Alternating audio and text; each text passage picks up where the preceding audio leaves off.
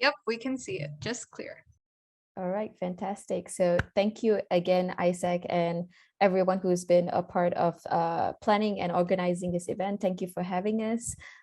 It's been quite an exciting time putting this together for everyone. We've had a couple of presentations and small workshops done, but this is something that we've put together just specifically for everyone that's joining today. So before I get started, our session that we're having today is focused on, we've titled it The Advantage, and it's focused on social skills and the workforce. So before we get into the presentation, I would like for everyone to scan this QR code. So what we're planning to do is we are having an open conversation and communication on Q&As via our Instagram profile. So do head on to our Instagram profile. It's mynext.talentcorp. Select our Insta stories. You can see a little Q&A session, Q&A template post that we've posted out. Type in any questions you have, even throughout our entire presentation. My team is looking into all those different questions that's being sent through, and we'll be selecting the ones that we'll be sharing on our feedbacks, for example, or answering your questions that you've sent to us via Instagram stories. All right, so thank you again to Isaac for having me. Just a little bit about myself before I go into social skills and the workforce for all of the students. So my name is Aurelia Soliano. I am Malaysian. I currently am heading the MyNext team and MyNext team within TalentCorp. I have been in the creative field for over 10 years now. But as I started off, I actually studied psychology and communications for my majors, and minored in arts. So, but as I left my university, I was very much intrigued in the more creative element. I have always felt Malaysia needed more creatives. They needed more people to support the creatives. So I went on to developing events and creative events like Urbanscapes and Festival Belia, which is the youth festival, which is not around now due to COVID and all, but hopefully it'll come back soon. And then I went on to film. So film was something that I was very intrigued by how they put everything together, the storytelling that comes together, the art that goes into film. So the image that you actually see on the presentation is actually one of the experiences I had that I had the opportunity to produce in LA and New York. So I was doing that for quite a bit and producing with some incredible names like Eckhart Tolle and Russell Brand, Jim Quick, all personal development people. So I wanted to stay in the personal development field and support personal development professionals and authors. So I went on to direct their events, their productions, and as well as some of their documentaries in the States and Canada. But then COVID hit, and I was in Malaysia at that time. 2 days after our first lockdown, I was supposed to fly off to Canada to go on to run talks and sessions for some renowned authors. But then I had to stay back in Malaysia. And as time came, I needed to do something. I felt that I still wanted to do something for our country. So then I started creating programs locally here and doing freelance work for some organizations. And then TalentCorp came, and I started my new experience and adventure in leading MyNext, which is under TalentCorp. So that's where I'm here today, managing and leading the technology, which I'll shortly show you guys later within my presentation. So enough about me, back to our presentation. So as I guide you through all this information that we've put together for you, this is a very important question, right? All of us know that knowledge is very important. We go to universities, we study, we do what we can to get all our hard skills, necessary skill sets for us to embark into the journey that we want to go into. But is it really enough to kickstart your career? According to the World Economic Forum, WEF 2020 survey, the old school concept of knowledge is power is no longer relevant, especially in the current climate where there's an influx of graduates. There's far too many graduates. So as all these graduates are coming together and building their necessary knowledge, their skill sets in their particular field, they found that it was quite difficult to get a job. some of the students, or even I have experienced where a particular field I was in, I felt I was great at it. I was having straight A's. I was having great talks in my universities, and I went on to work, and I realized, hey, something's not right. What's missing here? So I have the knowledge, but what was the skill sets I was missing? So if that's the case, then how do us, or how do professionals and talents stand out among a sea of other professionals? According to a demographic that we received from your team, was that predominantly ISEC students focus more on hard skills based industries, which is accounting and business, engineering, architecture, science and technology, health and science, arts and communication. Most of these fields of studies are very much focused on the hard skill side. Some may even go into being preferably having to just work on the computer and being great. I'm great in front of the computer, not so much on communicating with everyone else. So, but let's face it, having knowledge is important. It is very impressive. It is definitely important for us to have the necessary education to study what we need to study to get that necessary knowledge for the field that we want to embark into. But having the right skills is actually what lands you the job. And that's exactly what we are here to do, to add on your knowledge, not change it, not try to say that this is more important, but we are adding on to it. There are additional skills that we require to grow, thrive, and be noticed within industries and in our professional career. So this is us telling you it is time for you to hone it and own it. Because as you embark into your final years, this is a time where you need to cultivate practice. There's a lot of practice that goes into this. A lot of times that you will feel scared here. You might not feel like it's the best time for you to do this, but it's all about practice. It's all about pushing the boundaries and persevering through your failures. So there's a research paper by Law Chong Seng of Southern University College on Malaysian public universities. It's about the graduate employability policies that we have, showed that a large portion of employer expectations have shifted to include a set of accomplishments, comprehensions, and individual characteristics, which is more personal characteristics. This also coincides with a study carried by UPSI, University Pendidikan Sultan Idris, on skills and qualifications that make a successful accountant, which encapsulates the largest demographic in our ISEC students, right? So what did they mention? What's most important for us to have is to add on and to prepare us for our journey, our professional journey, is interpersonal skills, teamwork skills, and personal skills. So let me just bring you into what we mean. So this is what we've identified as the secret sauce to success, secret skills, right? So when we go into university, we've studied for example, if in business, we learn how to do accountings, we learn how to count, we learn how to use Excel, we learn how to do the necessary formulations within the tools that we use for our field. But there are not necessarily courses on how to think critically, how to understand our emotional intelligence, how to be more confident. So for example, for critical thinking, it's basically to develop useful capabilities in analyzing, distinguishing, and producing conducive ideas based on facts and clear judgment.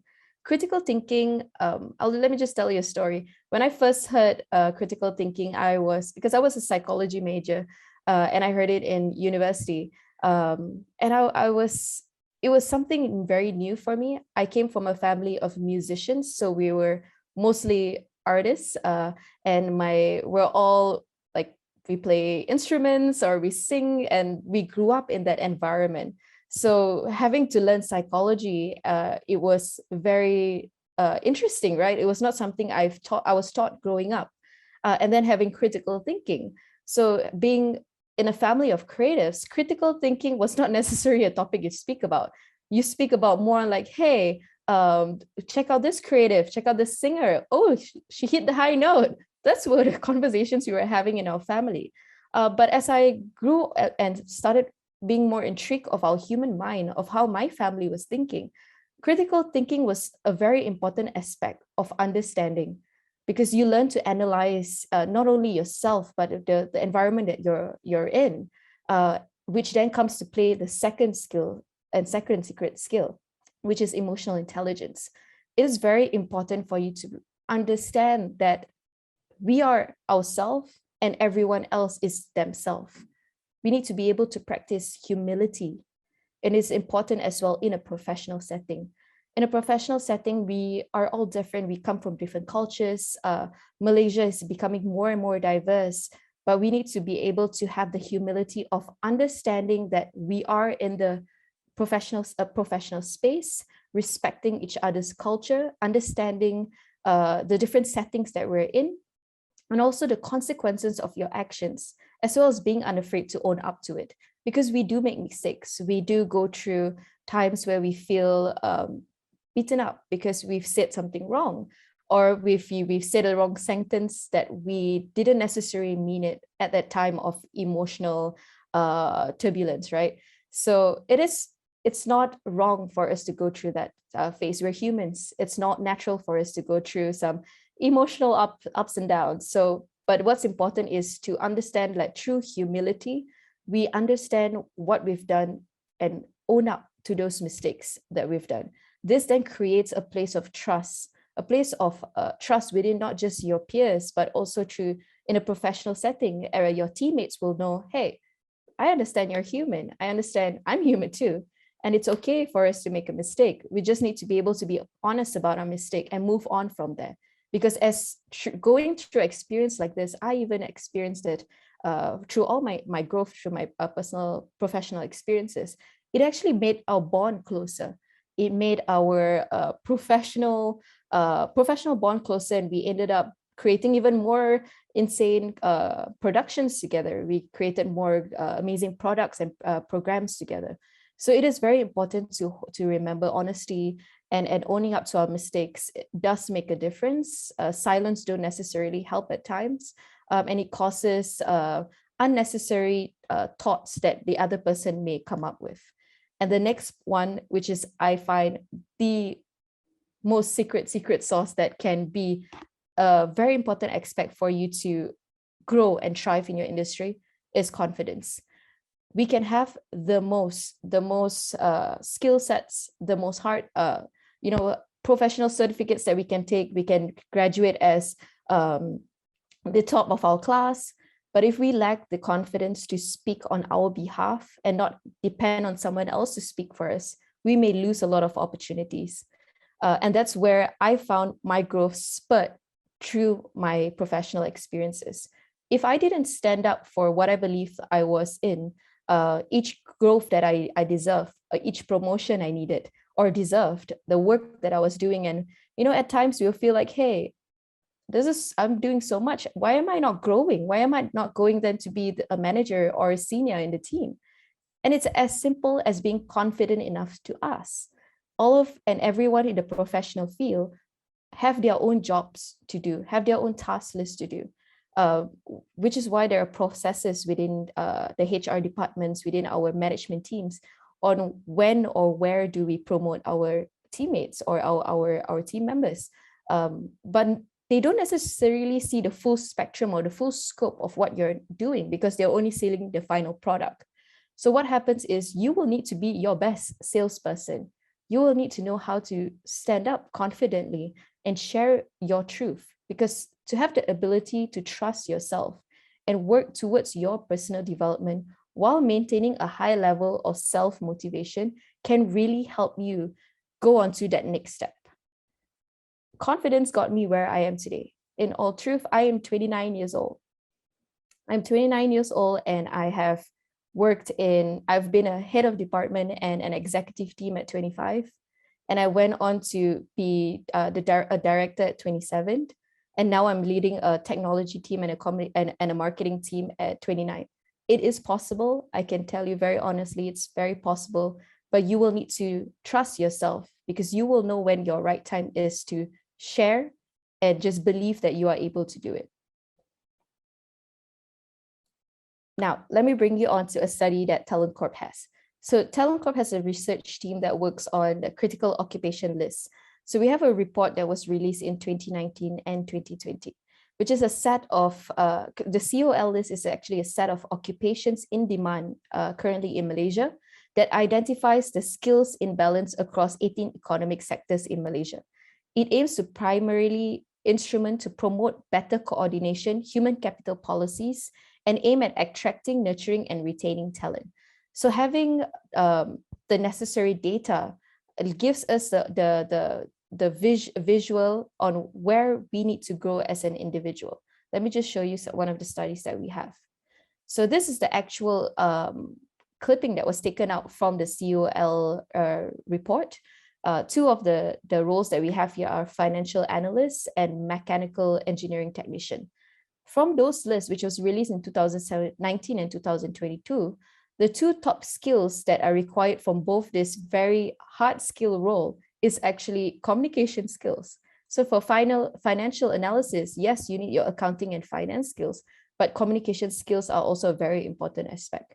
And then on mechanical engineering and technicians, the top skills, yes, troubleshooting and preventive maintenance, but also the English language and communication skills.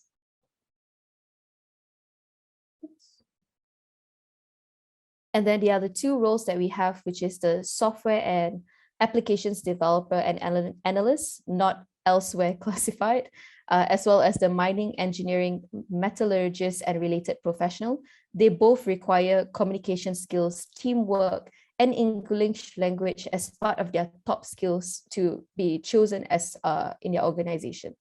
A lot of students or a lot of fresh graduates or graduates or postgraduates that have gone through that have taken their necessary paperwork and professional certificates to go into all these organizations that we've researched with. And most of them found that many of the talents are incredibly talented, but they lack the skills on how to translate what they understand to their managers or their upper management. This can cause confusion and cause unnecessary conflicts or issues that happens within an organization. So communication is a very important skill, and understanding how to be confident enough to share what you know and your work to the necessary party is a very crucial part of any organization. And then there's a study by Janita Nadaraja from Sunway University. I believe some of you may be from Sunway University here. So in relation to that study, according to Janita from Sunway University, it measured that the employability skills among graduates from higher education institutions in Malaysia.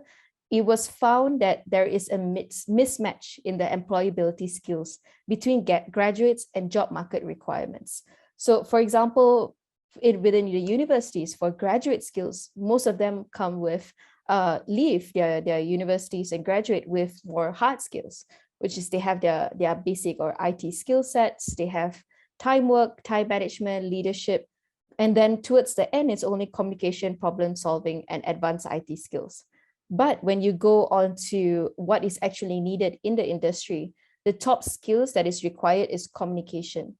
It is what makes or break your interview.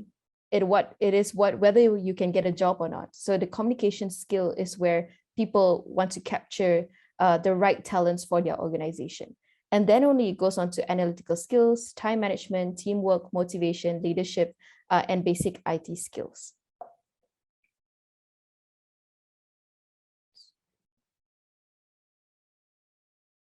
Now, let me bring you to Minex and why I've shared what I've shared with you and why I've been very much, Minex has been something that I've been very passionate about since learning about it. And I'm even more as a Malaysian who has gone through situations where even in university, I was not too sure what kind of field of study I wanted to go into. Do I want to be an architect? Do I want to be a lawyer? I've always known that I was able to speak. So is lawyer something I wanted to do? Or do I want to go into business and marketing, for example? It was a very confusing place to be in as a student and being 18 years old. But I chose psychology because I found that the human mind was so interesting. And then I also majored in communication so that I was able to not only understand people, but also translate what I understand to any of my audience. So MindX is a holistic and platform. So it's a vital link between education, future employability, as well as setting graduates on a path of fulfilled lifelong learning journey and purpose. So the keyword here is purpose. As students, okay, for example, have anyone here ever felt they were in a wrong field of study? Maybe you can put in your chat room.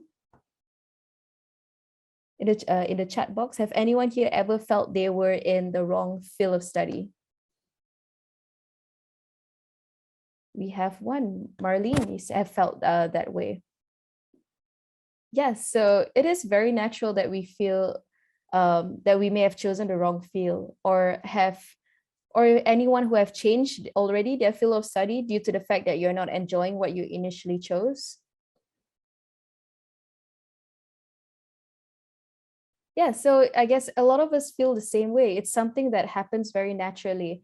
We're not too sure. We are young adults trying to figure out what our future is going to be, what our next steps going to be, what field of studies we're supposed to take. Is it even something that you want to do for the rest of your life? And it's a very nerve-wracking place to be in. But actually, we can find out what we really like. And or in Marie Kondo's words, if it does not spark joy, move on.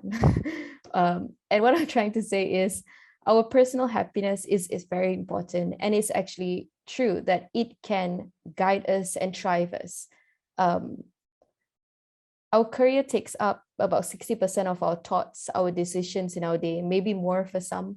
And it is very natural that we go through ups and downs, nervousness, fears, roadblocks. Some days we may feel like is this even the place I want to be in? Is this something like, you get this overwhelming feelings, and at times it can turn to look like anxiety.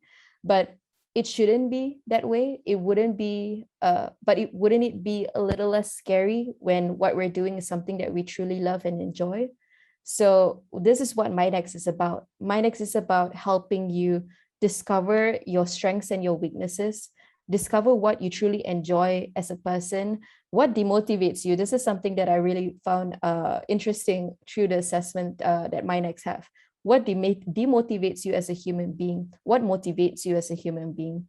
And what are the career paths that are suitable to your personality and who you are as a person? Because we are all allowed to be who we want to be. No field of study is wrong. Every field of study has its purpose. Every one of us have its purpose. We just have to figure out what that purpose is and grow from there, learn and continuously thrive from what we are doing. So the 3 products that we have currently are MindX Student. This is what we'll be speaking about mostly. MindX Student is focused for everyone in their starting school of university. So whether you're going to university 17, 18, all the way up to any age at all, as a student, you are able to discover your profiling, your career profiling as well, your competencies, how competent are you on particular areas. And through our Catalyst profiling tool, you're also able to apply for your desired internship programs. How you're able to apply for your internships, we then have another product called MindX Company. With MindX Company, companies and employers are able to post for internships via the company portal. And what happens is it automatically links to the MindX student portal. So with every post of internships that we have approved and scouted, ensuring that it's of quality internship, ensuring that we close the gaps of any areas that the employers are not providing to our students. And then the students will be able to apply for those internships on their student dashboard. Why we do this is because internship is the start of your career before you go into your first job. Internships are introducing you to a work environment. However, with the right internship and the right structured internship, students are able to cultivate what they needed to cultivate during that internship program, and then go on to their first job already having the necessary experience to start as fresh in their first job. We found that a lot of students who go into internships find that their internships were redundant or boring. They were probably doing mundane things like, printing, photostatting, probably just simple data entry, but that doesn't necessarily prepare the student for their next step. Which is why TalentCorp created this program called Structured Internship Program. We do have benefits for the companies who join those programs to ensure that they are also supported both ways, and the students are supported both ways. And then we have MyNext Universities. So what we do within MyNext University is we support universities and learning institutions with two dashboards. We have an analytical dashboard and a coaching dashboard. So for the coaching dashboards, career counselors within your institutions are able to understand what is lacking or the gaps within your profile, and what interventions or programs to provide to students or you guys as to prepare you before you go into your internship programs. So this whole thing is a very holistic approach, because we want to see all the areas that students are experiencing that needs those extra support, and support them in those areas, and add on to what the universities are already doing by nurturing all of you. So, and then on the analytical dashboard, universities are able to see that and ensure that all the students are receiving the right guidance and the right information, as well as programs for them to be industry ready.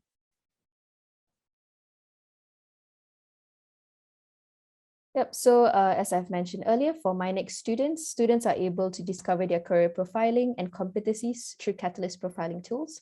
They are able to learn their strengths and weaknesses, explore potential careers related to their profile, discover their employability factors, what makes you employable, and what's missing through your employability factors that you need to now pick up and learn for you to then be industry ready.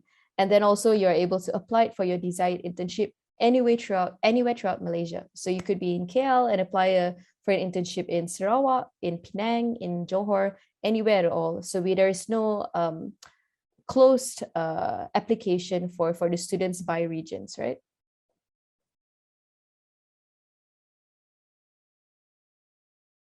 So this is a dashboard that each student will receive. Within the dashboard, you'll have Yes, there is a question on the chat group. Could international students apply for MyNext student program too? Yes, most definitely. There is a feature during, as you can see on the dashboard, the number 1, which is about me.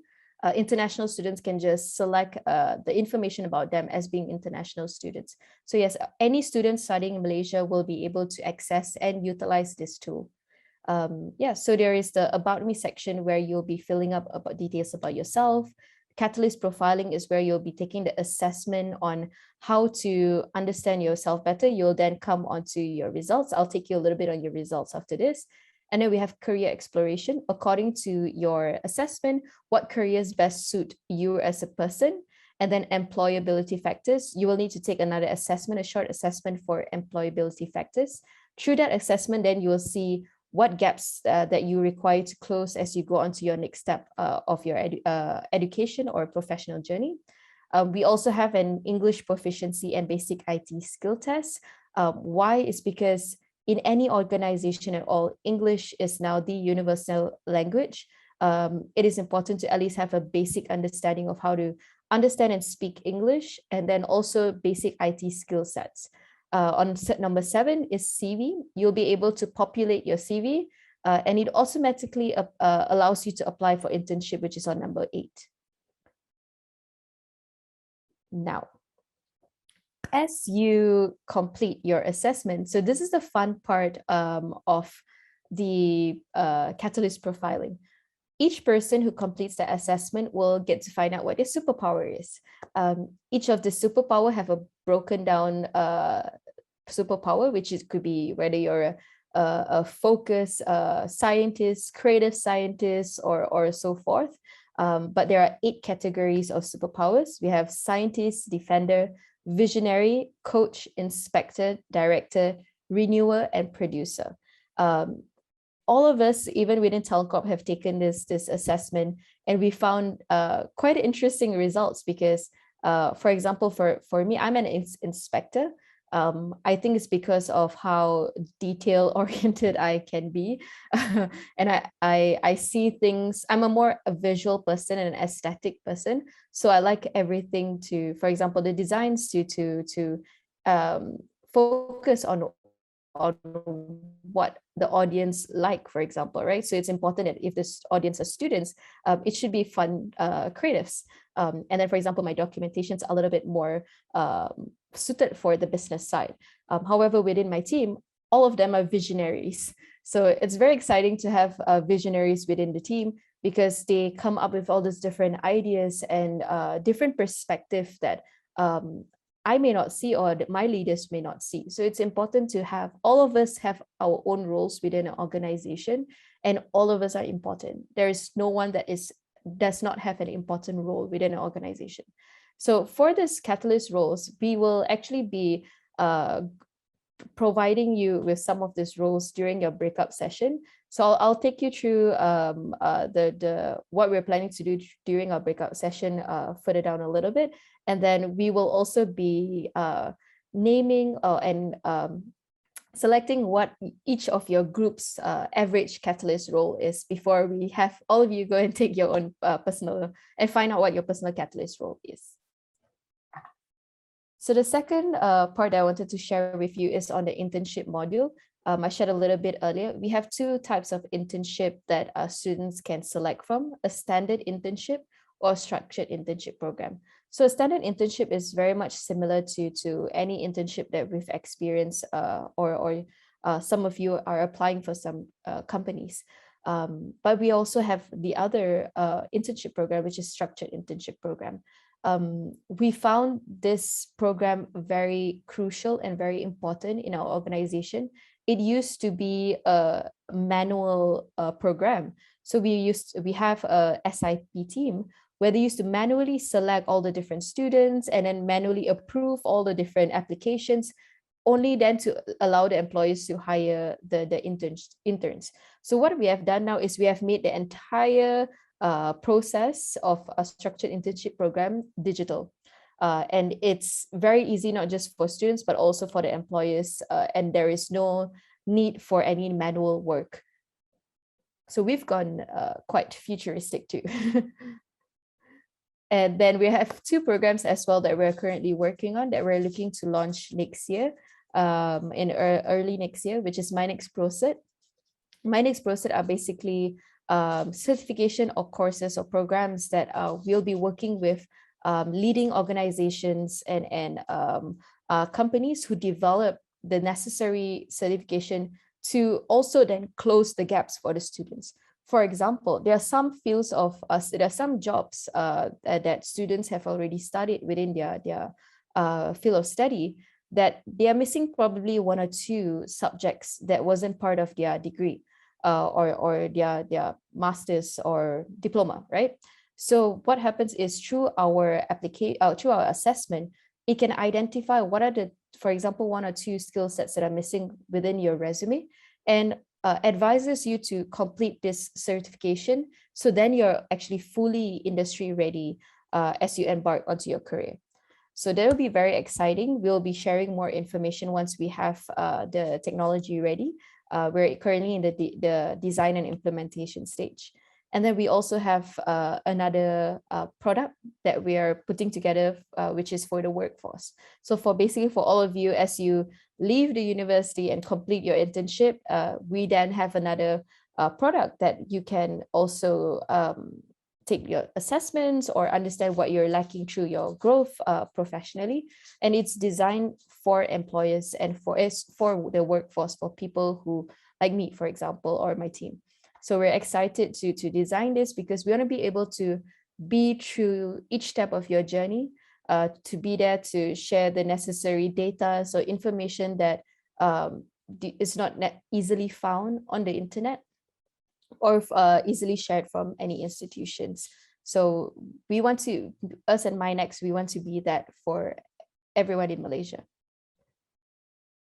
So why go beyond boundaries and discover your potential? It is the fundamentals of establishing a clear career path. It shapes an individual both professionally and personally, and it helps in identifying strengths and leveraging of those strengths, and it establishes consistent motivation and drive. There is always a sense of there's a sense of belonging or a sense of ease or happiness when there is clarity. Whenever anyone goes through any uncertainty, they don't understand which path they're going through, it can be frustrating. It can also cause a disrupt in our emotions or in ourselves. So with clarity, we can actually find that we are, with clarity and understanding ourselves better, we find that we are actually heading towards the right direction. We are heading towards the right path, or we are just in a happier space. Sometimes we're at a place where it may not feel like the right space. Keep finding out what suits you best. All of us are different. There is no right or wrong answer. We may be in, for example, some of us may be taking a science field or a business field, but we actually thrive in the tech field. And techs, there is so many jobs in the tech field and careers in the tech field. It's not just developers. There are also art directors and designers. There are also analysts that comes into a tech role, and marketing as well. So there are a lot of roles that are required in any organization, in any field of study. It's which one that excites you the most, which one that makes you feel excited to wake up and go to work every day. So that's a very important thing, especially for me. I each journey that I take and each job or experience I encounter, it was very important for me that I am happy and I am excited about it. And if I wake up each day feeling that I know I'm on the right path, and I know that what are the projects I'm doing and the experience I'm doing are fulfilling to me and it gives me purpose, it really does not feel like work. It really feels easier, and it gets easier actually. So now we will go into our breakout rooms. So let me just run everyone through what we will be doing in the breakout room. So in the breakout room, we'll be giving you guys all a conflict. So basically, workplace conflict is inevitable when employees of various backgrounds, different ethnicities, different working styles are brought together for a shared business purpose. Conflict can be expressed in numerous ways, such as insults, non-cooperation, bullying, and anger. However, conflict can and should be managed and resolved.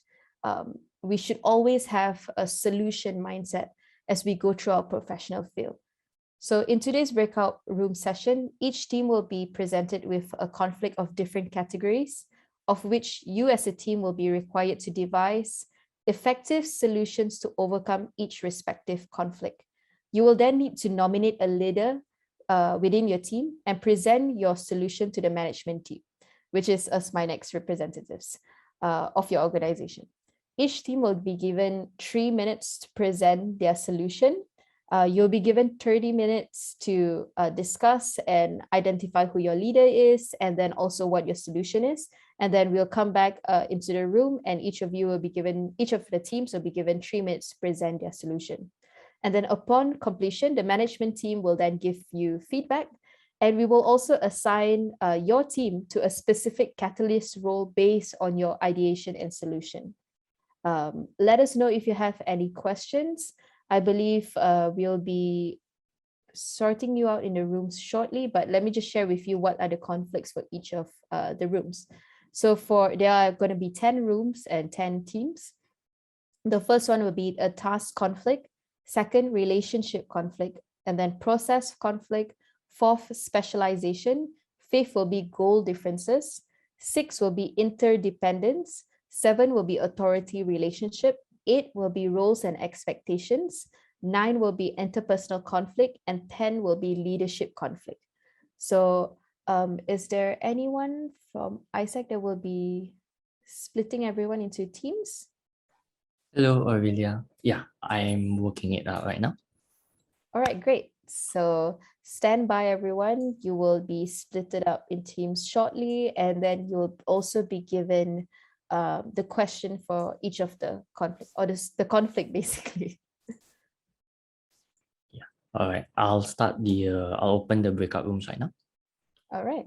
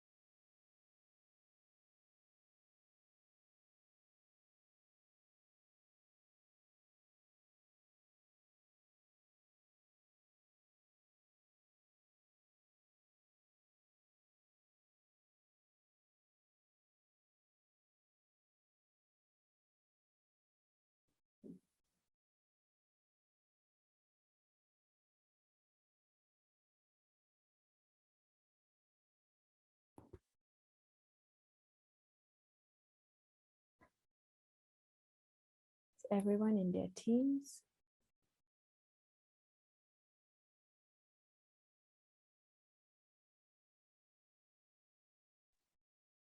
Currently assigning, there's still a few that is still moving to the rooms right now. Okay.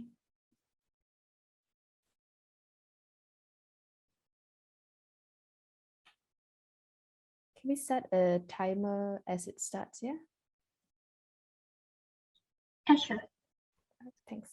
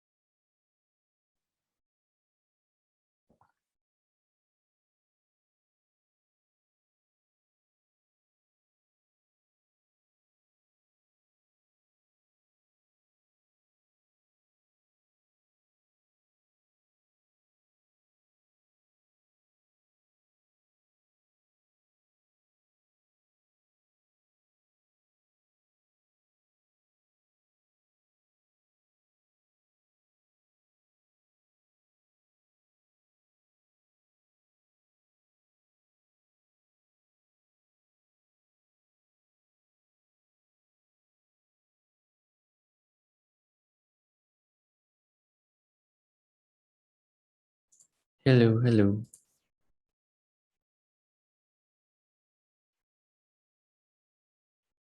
Presenting. I believe everyone have chosen their leader within their group. Let's start with group 1, which is task conflicts. Who's the leader for group 1?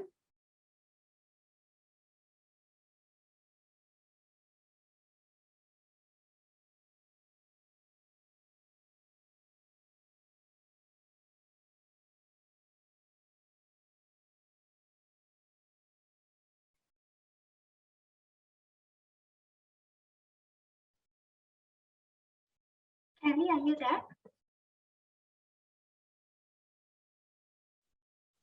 Sorry, who's the leader? Yeah. Kelly. Okay, Kelly. sorry. Yeah. Hello, Kelly.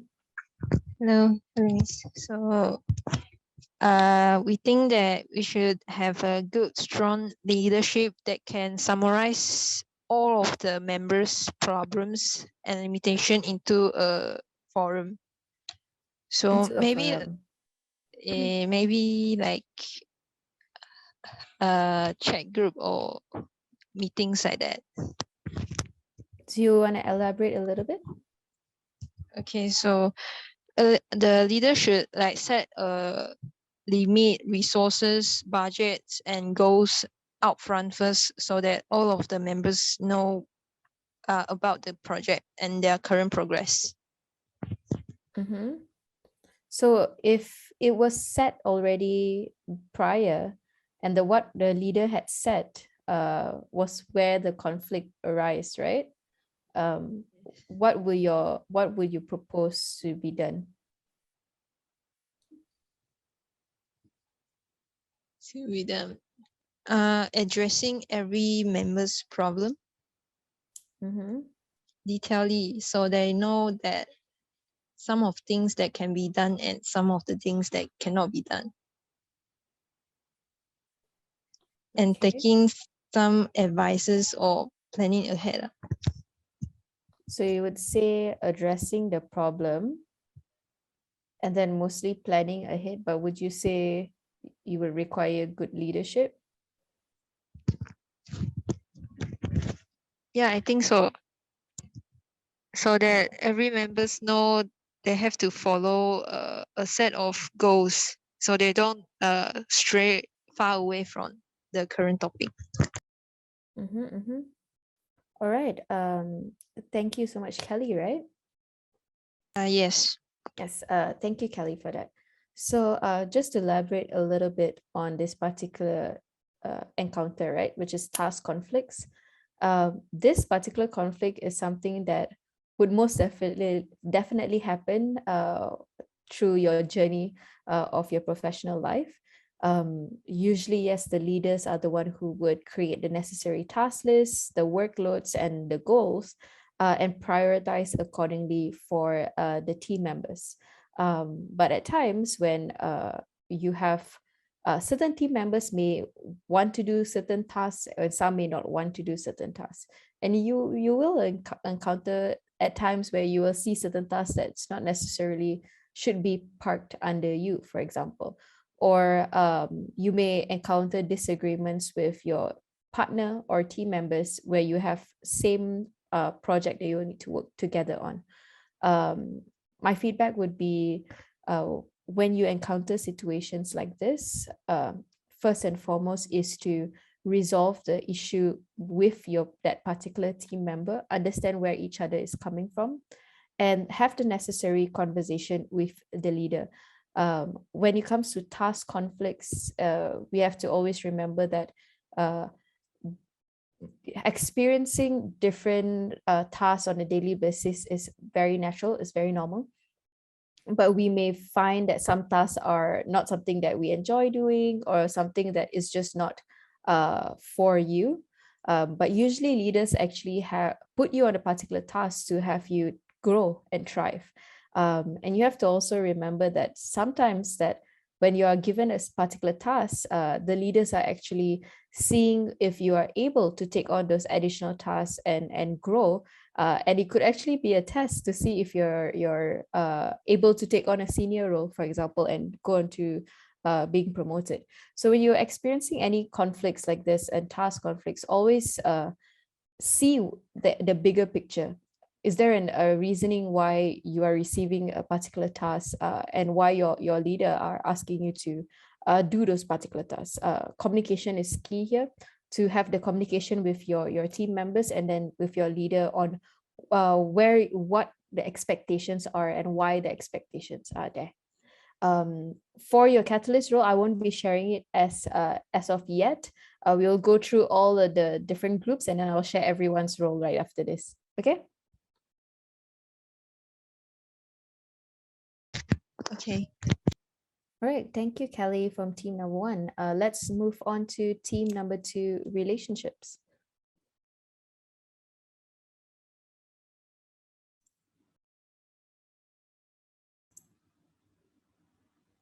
Yeah, hi. My name is Chicken. Mm-hmm. Hi, Yeah, nice to meet okay. you. All right.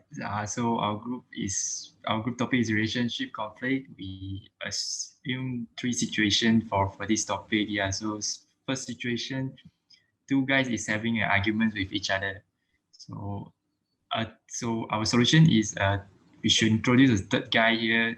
This third guy should not have a good relationship with either one of them. He or she can be friends with either one with the two of them, but this guy should not be biased to either one of them lah. Mm-hmm. So this third guy will be the judges to help in overcoming their arguments, like judging who is wrong, who is right. Yeah. So and next for situation two, assuming a person is having a conflict with their seniors or upper management. So our advice is for that person to step out of he or her own comfort zone, voice out voice out their own concern, or probably can, if it is able, it will be best to have a private chat with the senior or the upper management himself lah. Yeah. Mm-hmm. So and the next one, third situation, your ideas is being rejected by the upper management or your seniors, but you have a strong I mean you have a strong knowing that your idea is definitely better. So our solution is that you prepare a detailed presentation about your idea, talking about the benefits of it and all the details about it. Why do you think it's better? Yeah, so, and have a scheduled meeting with the manager himself and present it to him. Yep. And that's all. All right. There are three situations that could possibly happen. I've definitely gone through all three of them. But when going through a relationship conflict, and the relationships are usually with the people within your organization, whether it's with your manager, with your teammates, with people you are managing personally, there will be differences because we are all very individual and come from different cultures, or may come from the same culture, or may not come from the same culture. So tensions may happen, and we also go through different experiences at home in our personal life. So our emotions may vary from day to day. So how we handle relationships is also very important, and we should also keep it very professional in a professional setting. On your first situation where two guys is having arguments with each other, and the solution is a third guy to be the judge for the two people, this third person should have no deep personal relationship with either one of them. This is definitely very important in a professional setting. Usually someone from HR will come in and mediate, and together with the head of the department, and to try and find a solution as to why is there a relationship problem happening. And usually we come to an agreement or a solution when there are mediators, having to just hear each other out, because they both have different perspective and different reality. So having to bring both of them together and have an understanding of there is the bigger picture, which is getting the job done and completing our tasks that is necessary, for example. But if there is any encounters or relationship encounters that are wrong, that I mean we may or may not go through certain experiences that are, for example, you sexist or racist or ageist, that particular conversations are critical conversations that requires a professional, which is usually someone in the HR department, to help put those fires out. And then having a conflict with my seniors and upper management, step out of my comfort zone, voice out my concern, have a private chat with them. This is very important. Private chats, definitely. It is never try and keep what you're feeling inside. If you're feeling something strongly, speak up to your managers and your anyone that you feel comfortable with in the upper management. They will be able to guide you and also provide you with at least some solution, or they may have encountered the same problems before. And then a solution 3, which is my ideas is being rejected by the manager. but I still think that my idea is better. Just prepare a detailed presentation for my ideas, benefits of it, and have a scheduled meeting with the manager, and I think talk through it. Yes, always have data to support your ideas. There are so many ideas and everyone can come up with different ideas, but when you have a strong presentation with the necessary data and how your ideas can really benefit the organization, sometimes managers don't see it verbally, but through presentations and through the data that you found and how this can benefit the organization overall, the managers will usually come to terms and be like, okay, this makes sense. This comes then back to our secret skills, which is confidence, right? Having the confidence to speak out on your particular idea to your managers, and how to capture their attention, because all different managers have different ways of capturing information. So we all need to learn and understand our individual managers and how to basically have them hear us out. So it's a skill, but it's a skill that you will be able to develop as you learn to be aware of your leaders' characters and so forth. All right, so thank you so much, group 2. Thank you.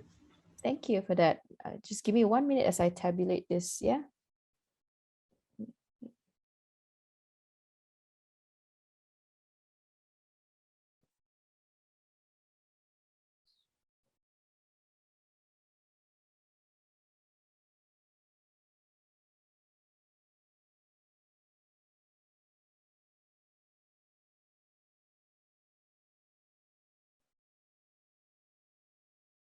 All right, let's move on to group number 3. Thank you, group 2.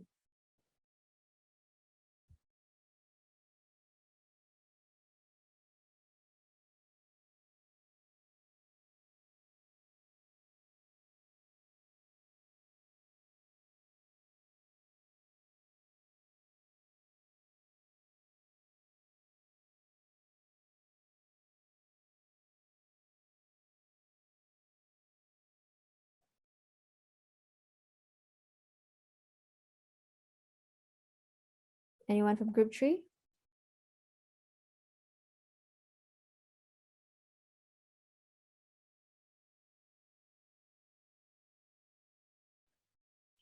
I think we've got Winyan, Miko, Yep, Nadira, Nazri from group 3. Any one of you will be speaking for the presentation?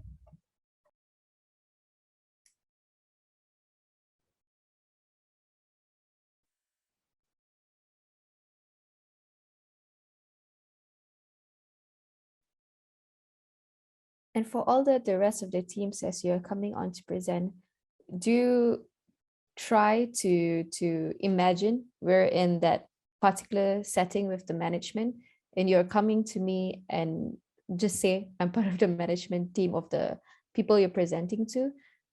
Imagine you're in that particular scenario and try to speak as though you are actually in that situation and how you can help solve this particular problem. So group 3, everyone's a little bit quiet in group 3.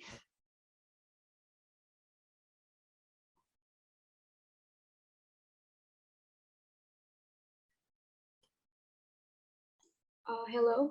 Yeah, I'm from the group 3.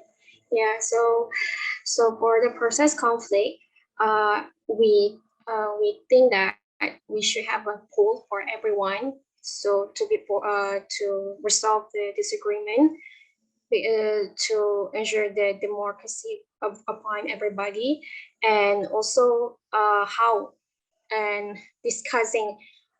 The poll is based on when we should meet for the meeting, to set up for discussion meeting, and then the meeting is for having everyone to come up with their own alternatives on these the task, the way on how to accomplish it using any kinds of applications or any tools they know. And we also have discussion about the efficiency on it, and also negotiating. For example, like one for example, like a team, there's a major wants, like majority of the people do not want to have a meeting, do not want to have a meeting every week for the project. But then the rest of it wanted to have the meeting to be wanted the meeting to done every week.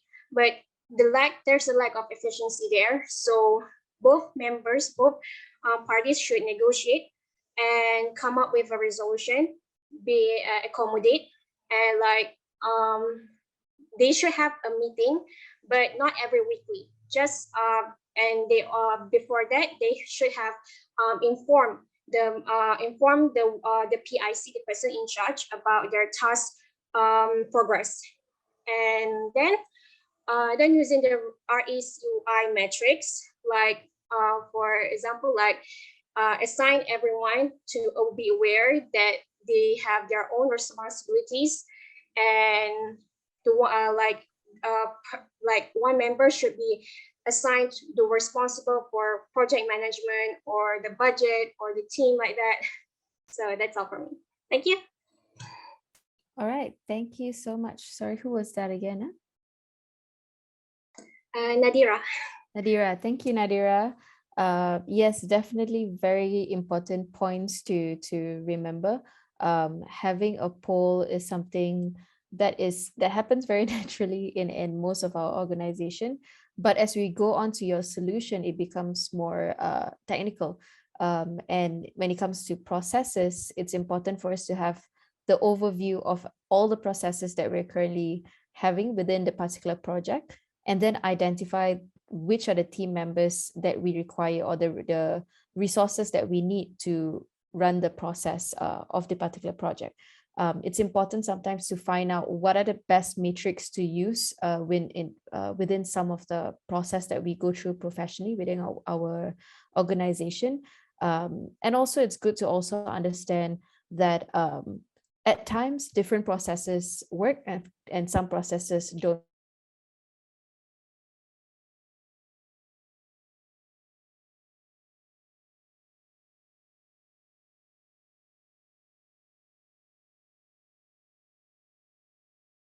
You previously encountered.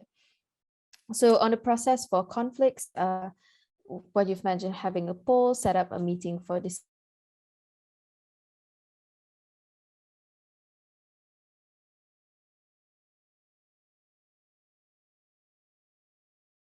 All of us have our different strengths and weaknesses. During these discussions with the team members, voice out the things that you can do and you enjoy doing most.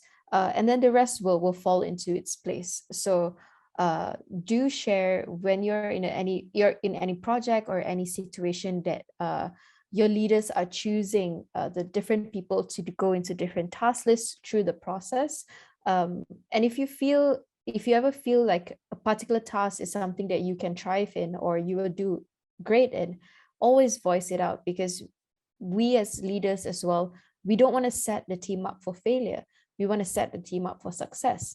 So we need to be able to play around with the team's strengths, and identifying the strengths is not just by, yes, we can visually see it, but it's also great when a team member voices out what they enjoy doing or they want to experience in. And then you can see the relationship grows and the processes gets tightened as you figure out what works best for that particular project. So thank you so much, Nadira from Group 3 for your process conflict. Let's move on to Group 4, which is specialization conflict.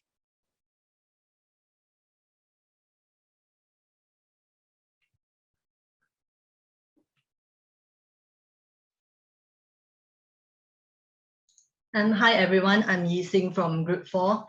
First and foremost, I would like to thank TalentCorp and all the other organizers for organizing this session. And also to thank my team members, Janice, Zhixin, and Sydney for contributing their ideas. Now on to the solutions to solve the specialization conflict in which employees have a lack of knowledge about the job roles of other team members, for example, within a department. So we have come up with 4 solutions. Firstly, the board. So what this means refers to is it can be a physical board. You know, it's a simple idea. You can have a physical board in your office, or maybe somewhere very prominent in the company, and the board should contain, or it can be a digital document now that things are getting more digitalized and people are working from home. So we can have either a virtual or physical document or a board to list down all the roles, all the descriptions of, like detailed descriptions of each position within each department, and of course the emails and contact numbers of each member within from different departments. Secondly, we can the human resource department, the HR department, should be sure to provide onboarding briefing and training to each new employee to briefly talk about job roles of different departments, as well as job roles of members within their own department. And also the HR department should provide training on general skills that are required within a department itself. So for example, like the HR department, a new HR employee should be trained on payroll processes, recruitment, writing job descriptions, and also things that, for example, learning and development of each employee.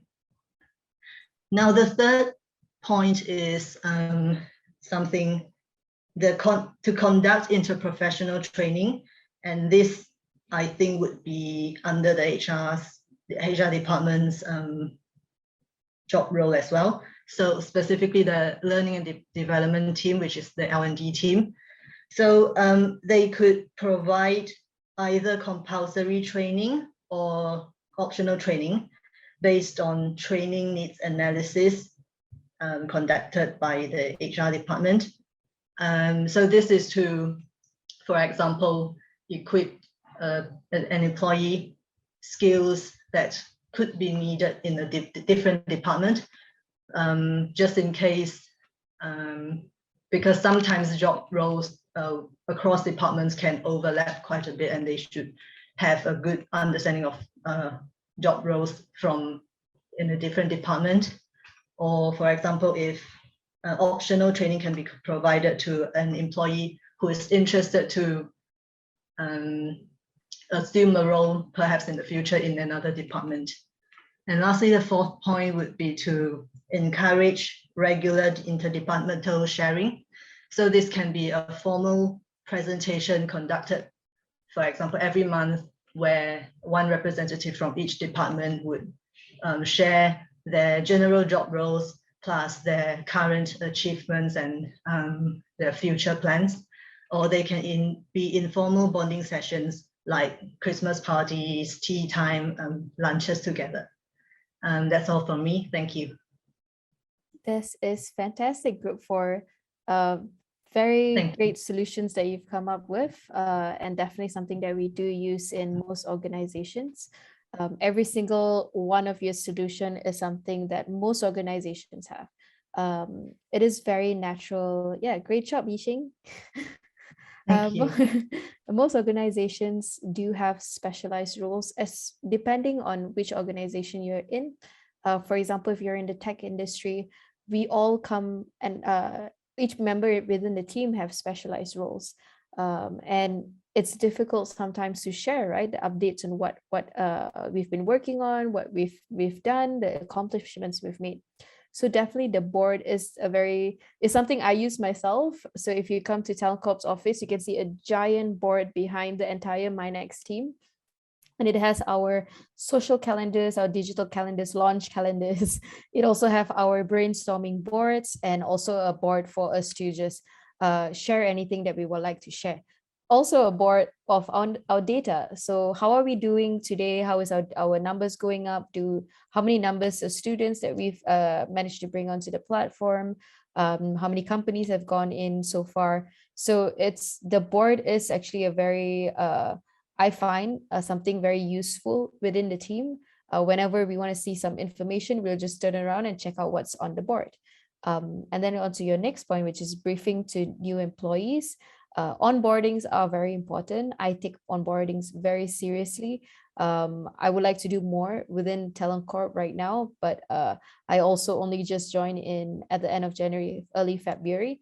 So for me, I found when I go through a very impactful onboarding where I understand each member's jobs roles, I understand each division's purpose, what everyone needs to be doing.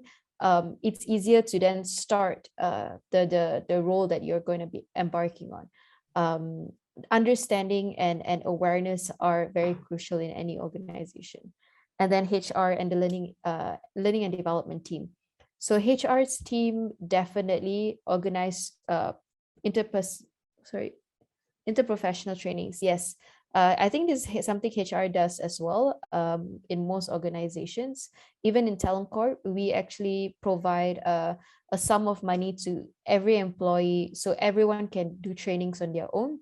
And if anyone requires additional training, the leader of the particular department would then place our team members to then go for a training to just like like I mentioned earlier, not all skills are learned in universities. There are some skill sets that are required to be learned depending on the job role that we're going in. So it's up to the organization to train the individuals as well.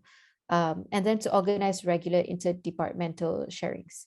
Yes, this is something that happens in all organizations, and some of them have different names. Some are town halls, some are the sharing room. But this particular monthly events that happen also helps bring everyone together, especially in large organization with a minimum, for example, of 200 people or 300 people. It gives an awareness to all those different teams and some teams that don't even sit in the same office to learn what everyone is doing and build the connection and understanding for the entire organization. So great job, Group 4. Very insightful and very resourceful information. Thank you so much for your input. Thank you. Let's go on to Group 5, which is goal differences. Hi everyone, my name is Chamei and I'm representing Group 5. In Group 5, the topic we were given is about goal differences in the departments in an organization. So it's not a smaller scale problem where individuals in a department having different opinions or different goals, but it's on a larger scale where different departments in an organization are having different goals. So we've come up with two approaches that can be used when tackling this issue. And I'll be starting with the top-down approach. Meanwhile, both approaches are similarly important. So for the top-down approach, company goal setting should be done by the C-suite, and the idea should be communicated down to the head of department level, and they would then discuss what each department's role is to contribute to the company's common goal. Then the goal of each department should be aligned in a way that is consistent with the company's direction, and then we convey the why and how to the employees. Meanwhile, for the bottom-up approach, we should call for meetings to collect ideas from employees. This can be done on a departmental scale, or we can collect feedbacks through questionnaires or any other means of communication. Then the managers or the employees should discuss and come up with the final decision that everyone agrees. This should not be limited to the ideas that the employees have, but also for them to get a sensing from the employees on their opinion of the goal being set by the top management.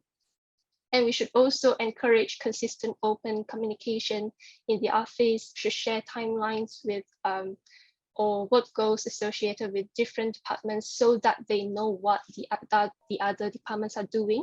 And that way they are coming up with different initiatives, doesn't overlap or in a way that is interfering the other department's work. And it would also promote building a healthy understanding of each team's role in the organization. And these two approaches are in a way similarly important, and we should not only take either one of them, but it should complement each other and be taken together at the same time. All the team members in my team are not business students, so we just came up with this idea based on our knowledge, and I believe there are better ways on the internet, but we hope the ideas we've come up with are in some sense useful. And that's all from our presentation. Thank you. Great work, Team 5, Group 5. This is incredible. Definitely something that happens within most organizations. It's very important information to understand, and how to approach things from a bottom-up and top-down approach. As professionals, you will go through both approaches. Starting off probably in your beginning stages, it will be more on the bottom-up approach, and as you grow within your industry, you will also experience the top-down approach. So what you guys have put together is incredible, because this is something that most managements are trying to instill within their team members as well, and to provide the necessary bottom-up and top-down approach. So great job, Group 5. There's nothing much I can say about that. There's really good information for all of you. Thank you so much. Thank you, Group 5. All right, I'll just have to do a quick time check from anyone from ISEC. What time do we need to cut off? Yeah.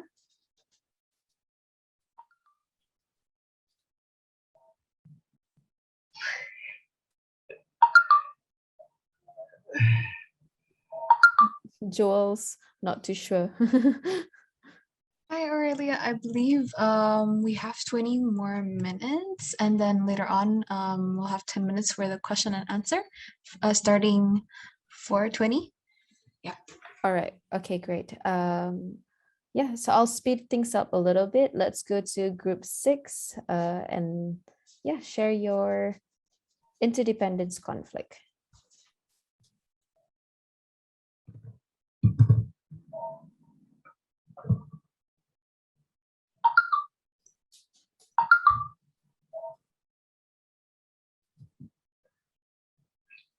Okay. Is they coming back?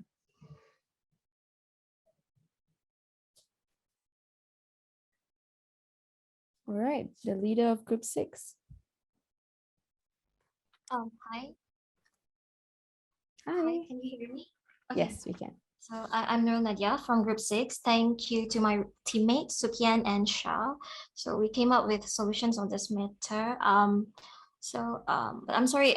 Firstly, I would like to apologize if it might sound like disorganized. So I'm going to start with, firstly, if conflict arises, which is the second box, we have to work as a team to identify the root cause of the problem and try to view the problems from 3 different lenses, which are the logical aspect, the cultural, and the political aspect.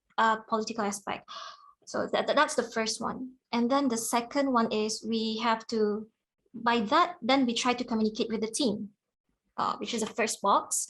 Okay, so you have to communicate with the team about the importance of responsibility and accountability, and then communicate about goals, which is at the third box. So discuss the goals to be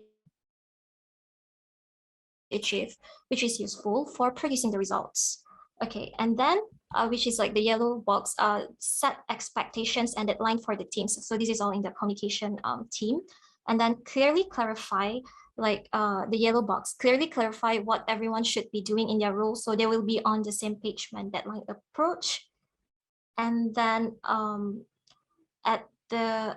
ensure the right frameworks are in place for delegating work across the organization in an efficient and productive way, so conflicts can be avoided.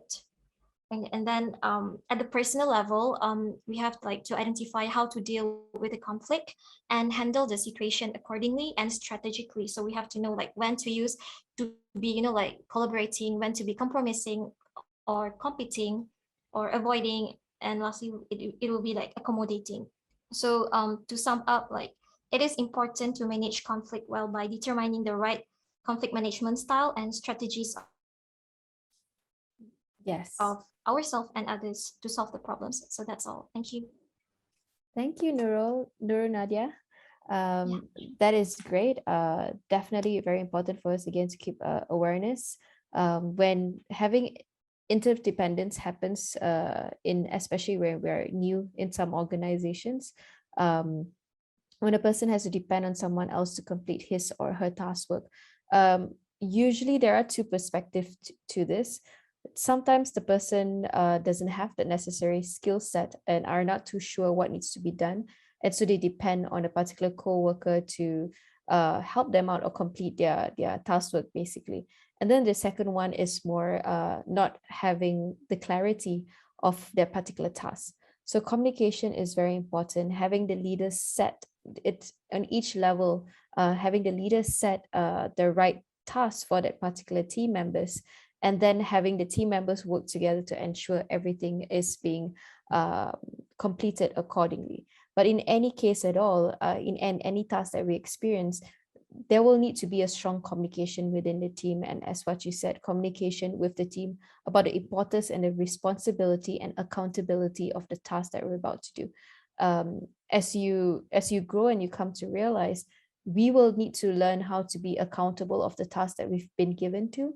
We can always ask for help from our team members, but we'll need to make sure to be the one who is ensuring the task gets completed and managing that task overall. So good job, Group 6. Definitely ready to go into the workforce and not have encounter situations like this. Thank you, Group 6. Thank you.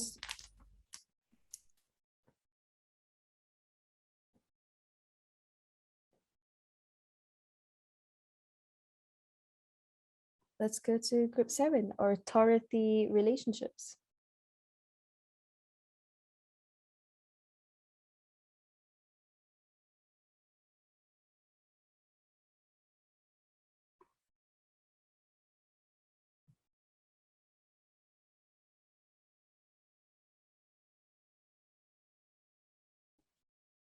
Hello, can you hear me? Hi.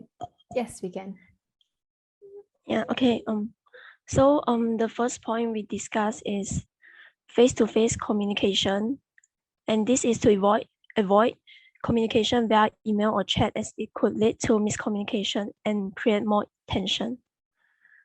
And for the second point is paying attention to body language and enunciation during face-to-face communication. This is because body language can be misinterpreted easily, like avoiding eye contact or crossing the arms, so to repair the communication. And this is also to overcome negative body language. Third is to clarify on each role, as it is the manager's job to manage and instruct the employees to pertain the orders. Therefore, the employee have to respect that role. And the last one is the manager can open to ideas and let employees imitate their ideas, so they can feel more invested into doing the task. All right, that's fantastic. So that's all. Thank you, Group 7. Authority relationship is to a certain degree sensitive, when from all four of your suggestions for solution. My favorite, I would say, would be the body language. Body language is such a powerful skill to have, and having to read and understand each other's body language could actually help you in a lot of situations. For example, for me, I would actually read what the CEO or my immediate boss, which would be the COO's body language would be. And I would see whether it's the right time or the wrong time to ask him something important or share something that's not so great that just happened. So choosing the right time and understanding the other party's situation is important to delivering the message fully across. And like I said previously, some of us go through different emotional experiences, and also our bosses have emotions too. So having to know when and where to share what you're experiencing or a particular issue can actually help in making the issue solve quicker. So choose the right timing, see what you're experiencing, or read a particular body language that you're encountering with your particular bosses. On your third one, clarification on each roles. Is it the manager's job to manage and it is the manager's job to manage and instruct the employees to pertain order. Therefore, the employees have to respect that role. Definitely. However, I also believe respect goes both ways. Manager has to respect the employees as much as the employees have to respect the managers. Coming from a place of humility, as I've shared previously on our emotional intelligence, humility goes both ways and emotional intelligence goes both ways. So definitely read into that and have the necessary conversation if you're experiencing any kind of discomfort in authority relationship. And then the fourth one would be manager open to ideas and let employees implement their ideas. Definitely. This actually happens very naturally and a lot in most organizations. Managers actually seek people who are confident in implementing their ideas. It's usually some would share ideas, but they're not too confident if they can run the idea or not. But when manager sees that an employee is excited, they have that drive and they're motivated and have the confidence to run a particular project, any managers will be happy enough to give you that opportunity to do so. So thank you so much, Group 7, on authority relationships. Let's move on to Group 8.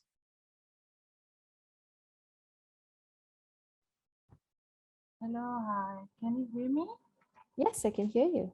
Hello, my name is Margia Rusmi, and I will be presenting Group 8 role and expectation. All right. Okay. When the manager delegate tasks and role, they expect the task to be done and finished within the given time. In oftentimes, there are few events where employees misunderstand the task given, and the failure to understand will lead to a chaotic and stressful environment. So, to avoid this situation, it is very important to get involved as soon as possible rather than dragging it.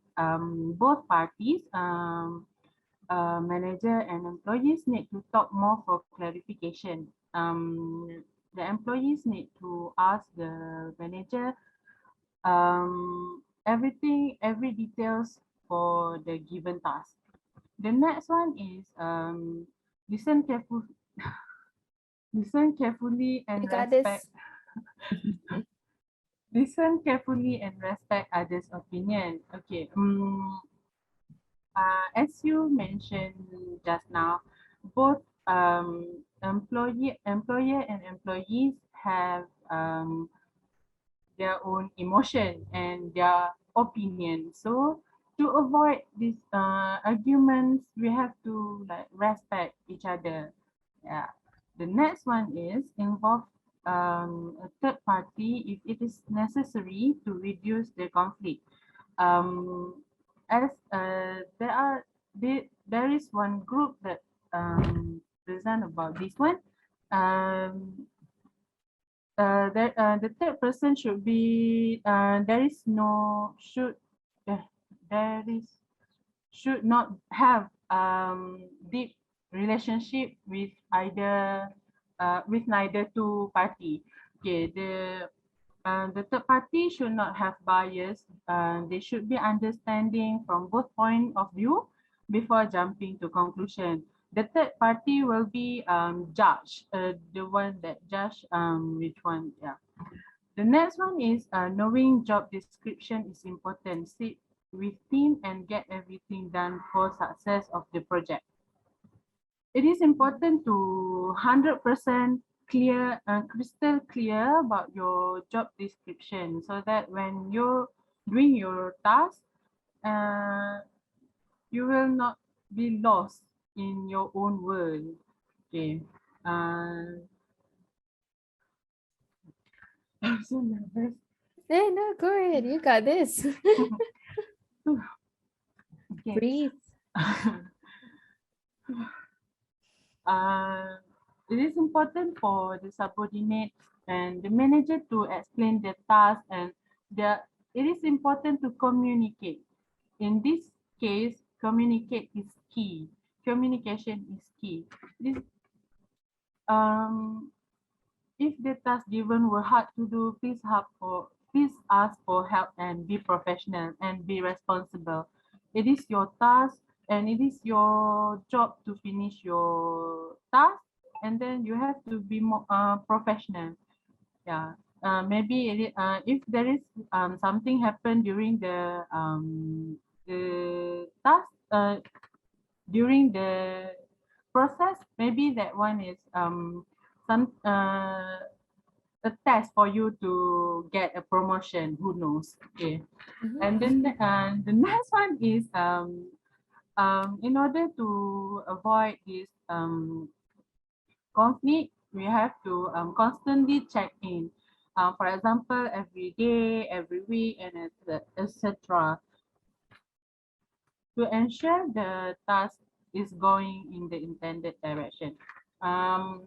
For example, if the manager want you to give to print out a bundle of documents, so you have to ask the manager what to do.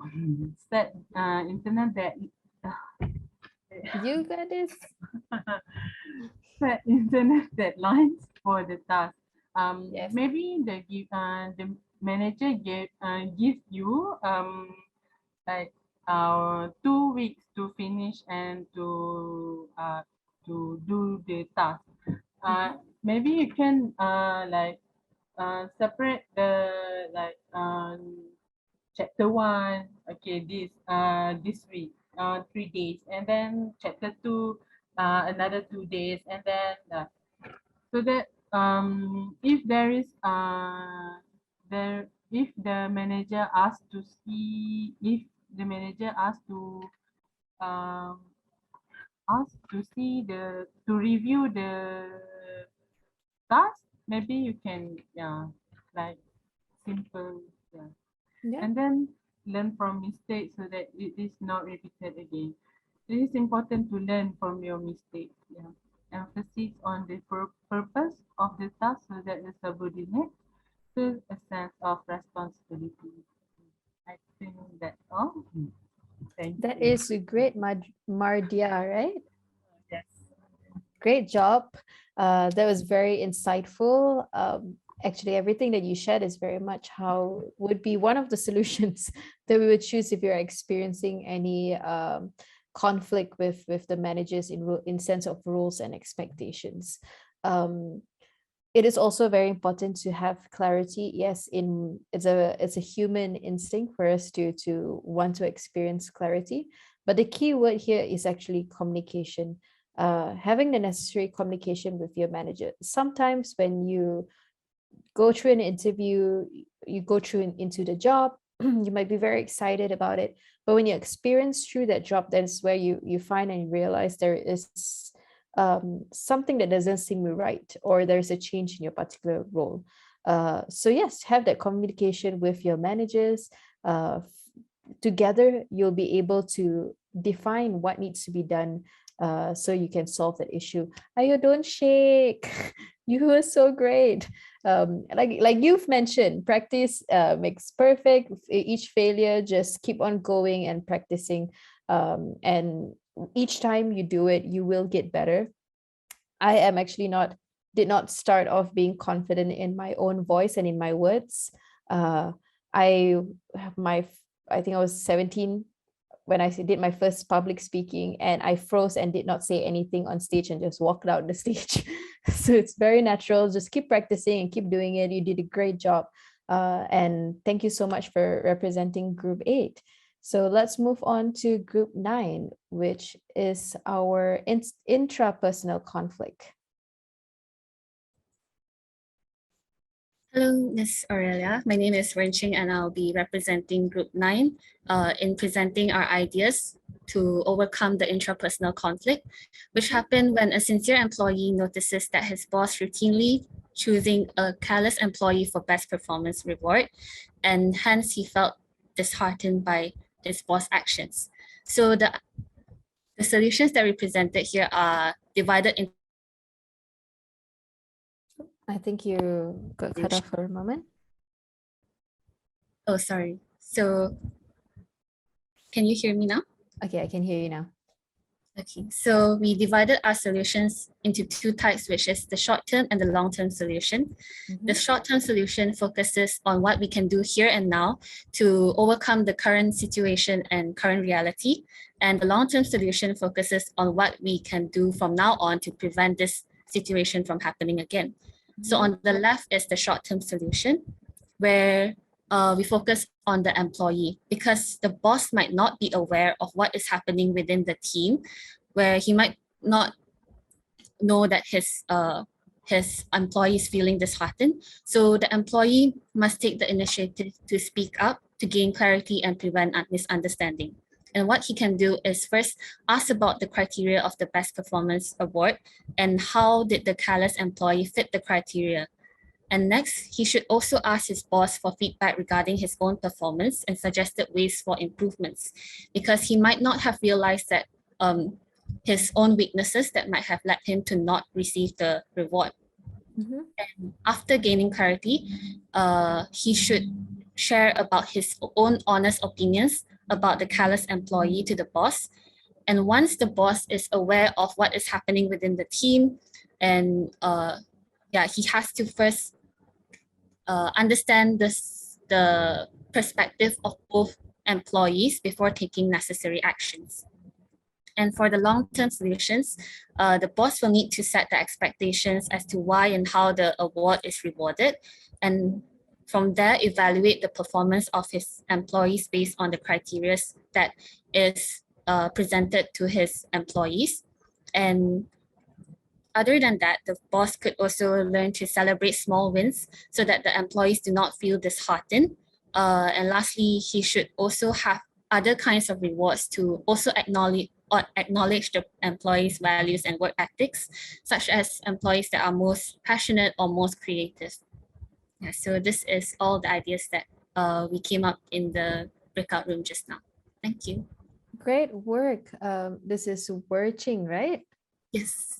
Werching and Group 9, you guys did a great job for conflicts in regards to intrapersonal conflicts, where it happens sometimes. Managers or leaders, they see things on a from a bigger perspective. They're seeing the goals that was reached, whoever was there who spoke out, right, or shared their achievements during a particular meeting. But then it may be some of the employees that actually was the one who worked hard or was the one that put the necessary tasks together, maybe disheartened because someone else got rewarded from their work. And this could happen, but what you've shared is very important, because for both sides there are different ways of solutions. On the leader side, it's very important for us to understand both perspectives from both of the employees, because every one of us wants to thrive in our organization. But as a leader, we are actually trained to resolve conflicts and to see from two different perspectives. And I'm sure most leaders will be able to see where the work is definitely coming from.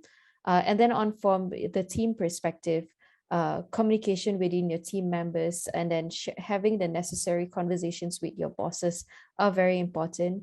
Not all bosses see everything. Not all bosses can tell exactly who was the one who who put in the most work if it's not shared to him. So having that communication and information shared back to the bosses will definitely help the bosses on making the important decisions on who gets rewarded to. And then also having rewards categorized according to the employees' values, like most passionate or most creative.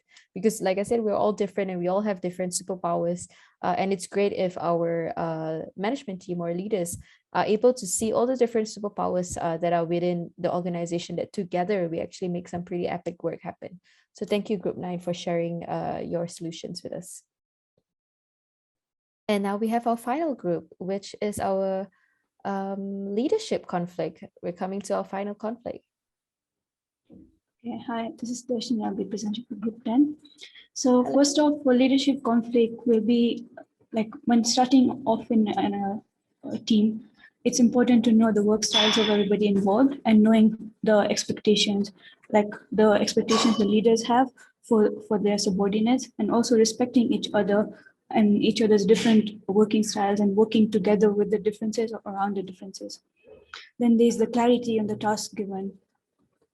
Definitely communication is effective. It has to be effective, respectful, and professional between the leaders and the teammates. And part of this is also voicing out if there are any issues which may arise. And like, because keeping it to yourself just leads to more resentment and conflict.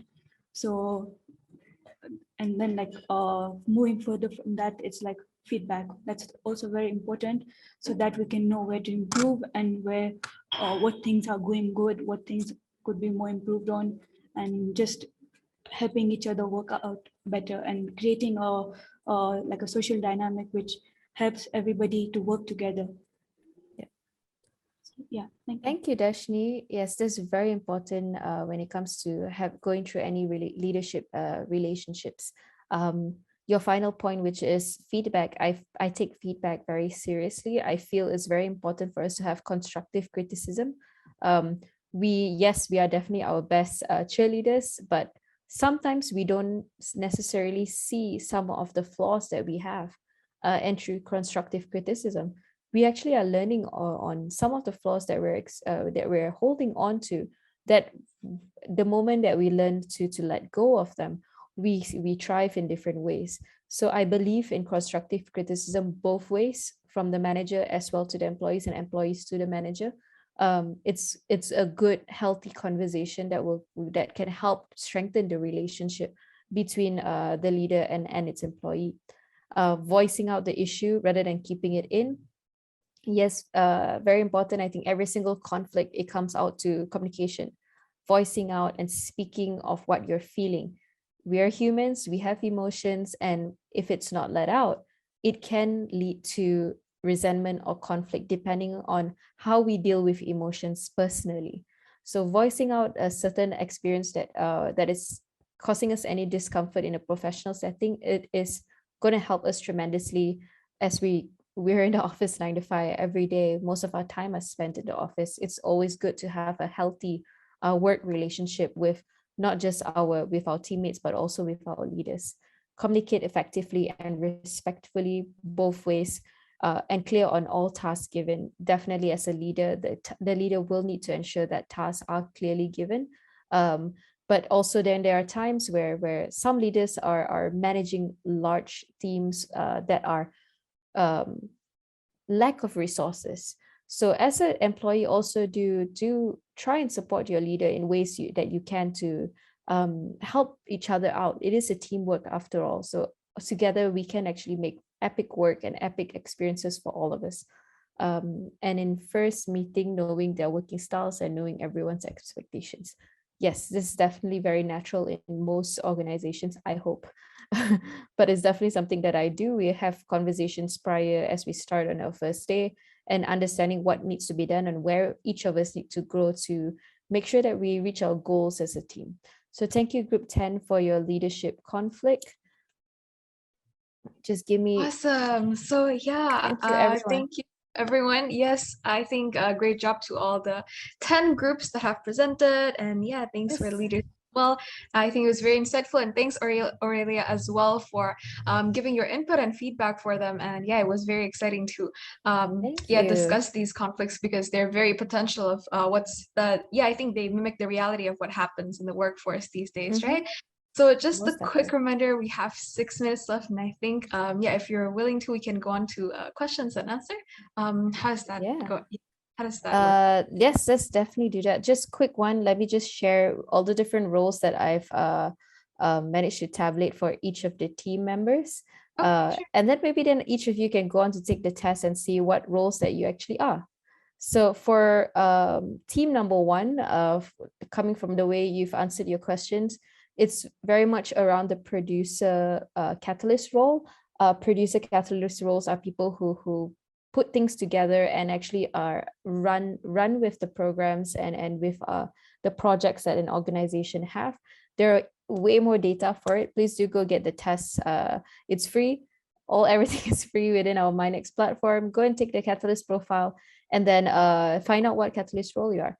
And then for the second group, we have visionary. The third group, we have inspector. The fourth group are directors. Fifth groups are inspector. Sixth group are coach, sensible coaches. The seventh group are inspectors. Eighth group is visionary. The ninth group, directors, and the 10th group, coach. So if you're intrigued on what each of these catalyst roles mean, do go check out minex.my and take the catalyst test and figure out what your superpower is. All right. We can open the floor for questions before we wrap things up. Does anyone have any questions? Have anyone posted any questions on Instagram? Maybe someone from my team can share. Haja, is there anyone who posted anything on Instagram? No one posted anything on our Q&A. Maybe you guys can post your Q&A on Instagram or chat here. Yeah. If anyone has any questions, post it up in the chat, send it through Instagram. We love to see any questions you have.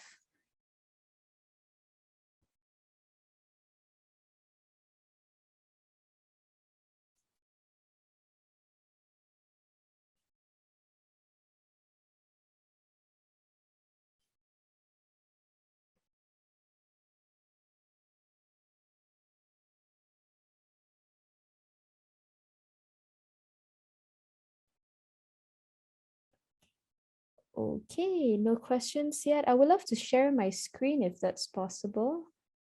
Anyone sharing their screen? Stop sharing. Right. Share.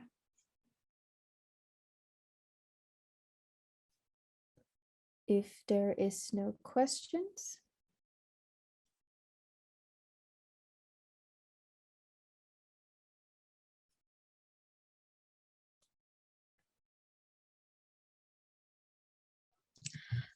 Yes, while we're waiting for questions, I guess I actually have one myself. So looking through this catalyst profiling, right?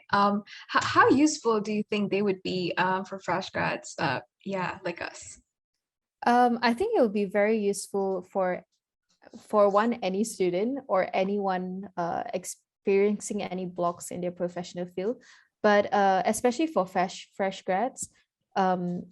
With the information and the data you receive, it's actually very, very detailed. And there are like 4 to 5 pages of results of your interpersonal skills, of your what are your strengths and weaknesses, your motivations, and what demotivates you as a person. For example, what demotivates me within my results was uncertainty and unorganized. So I need to have an organized organization, and then I'll be motivated. And if there is no organization, and then it's basically would not entice me to want to work in that organization. So with the results, you actually will be able to see the type of organization you want to work in. And then you can go on to research like, oh, should I apply for an internship or for a job in this particular company or not? Not all companies are the same. Every company have different processes, different cultures, and different organizational styles. This will able to give you a sense of awareness and understanding of what suits your personality trait and what suits for you best. It's a very personal journey, and the results are very personal to you. So no results is the same. Everyone's results are very different. But with that information, you actually can identify then what kind of path you want to take and embark on through your professional field. So definitely do check it out. And I mean, see what role or superpowers you have. Wow, I love that. The way we can think of it, the way you phrase it as superpowers, that's really cool because obviously all of us are different. And yeah, I think it's also empowering to think of them as, strengths, our own strengths and superpowers. So I really love that term. Thanks for sharing, Aurelia. Right. So would you like to, any last words before we wrap up the session? Definitely. I actually have 2 quotes that I wanted to share with everyone. The first one would be, there is magic on the other side of fear. This is a very powerful statement and sentence, and it's something that even touched me through my professional journey, because fear is a powerful emotion. It often masquerades as a cloak of protection, keeping us from doing things that may cause harm, but sometimes the real damage comes from the inaction that fear enables. We avoid at all costs those things that make us uncomfortable, but there is no growth in status quo. So sooner or later, that caution and those fears that prevent you from getting hurt put you on a spot and stagnate you. It is okay to fail, because with each failure comes growth. Keep persevering, learn from your failures, and try again. It really does get easier as you go through it. And trust your heart and your instincts, because only you will know what is right for you and what is best for you. And the last one would be, I would love for everyone to take this statement as for yourself. At times we go through phases in life where we feel unempowered. Maybe we're not the one, or, oh, this is not for us, this is for someone else. I'm not confident enough, or I'm not strong enough. But all of us can, and all of us have the ability to do what we want to do. So whenever you're feeling you're going through any roadblocks, you're feeling stuck, just say to yourself, I believe in what I can do. It's not about what others can do, it's what I can do. So this is something that I wanted to share with all of you. Thank you, everyone. And I will look forward to take a group photo. Yeah, wonderful. Thanks, Aurelia. I think that's a really nice 2 quotes to sum up our session today. So yeah, let's turn on our pictures. Turn on our cameras, everyone. I'd love to see your faces. And yeah, let's take a group photo session. All right, somebody taking the photo? Yep, I believe Joel will be helping us take the photo. All right. Yep. Give me a second, yeah. All right. All right, let's wait a bit more for more people to open up their cams. Push my hair at the back. Countdown. Right. I'll count down to 5. Okay, I'll leave it to Joel. Okay, I'll be taking a picture in 3, 2, 1. All right, maybe another one in 3, 2, 1. All right. Awesome. Thank you so much, everyone. Do contact us, the entire team. We are, let me just share our contact details on screen. If you want to get in contact with the MyNext team, you can just email us at hello@mynext.my. Follow us on Instagram and Facebook. We just launched our Instagram, Facebook about a month and a half ago. So it's very new, but we've been sharing a lot of insights on personal skills, in personal growth, empowerments, and programs, and the products that we have. So yeah, check us out. And thank you so much for having us today. And thank you so much for having TalentCorp and the MyNext team. We appreciate you guys, and we look forward to working with you guys more. Great. Thank you so much for sharing the opportunity with MyNext as well. I'm pretty sure all the participants here are excited and yeah, already looking up, maybe some of us are already looking up MyNext on the web and yeah, trying to register. So yeah, many thanks to Aurelia, Soliano, and your TalentCorp team for joining us today. I think I really love the 3 secret skills to success that you shared earlier and how you've highlighted the importance of confidence really and how it took you to where you are right now. So and I think our participants also appreciated the chance to be able to brainstorm and tackle the potential conflicts in the workforce because it's very relatable. It really mimics the reality of what we experience, right? Yeah. So again, if anyone has any questions later on, just feel free to ask TalentCorp on their Instagram. I think they will be more than happy to answer your questions. And yeah, I believe all of us here have learned a lot from this session. It's been a very insightful one. So before we move on to the next session, as usual, we have a feedback form for the session with TalentCorp this time, and we'll have a 10-minute breaks afterwards. So I hope you can fill out the feedback form. I think our organizing committee has shared the link in the group chat. So yeah, please do check it out. And yeah, I think we will be starting in another 10 minutes. So I will see you guys at 4:45. Yeah, there you go. All right, thanks again, Aurelia. Thanks, everyone. Lovely to Thank meet you. Lovely to meet all of you. Take care. Bye. Have a lovely weekend. Take care. Have a great weekend. You too.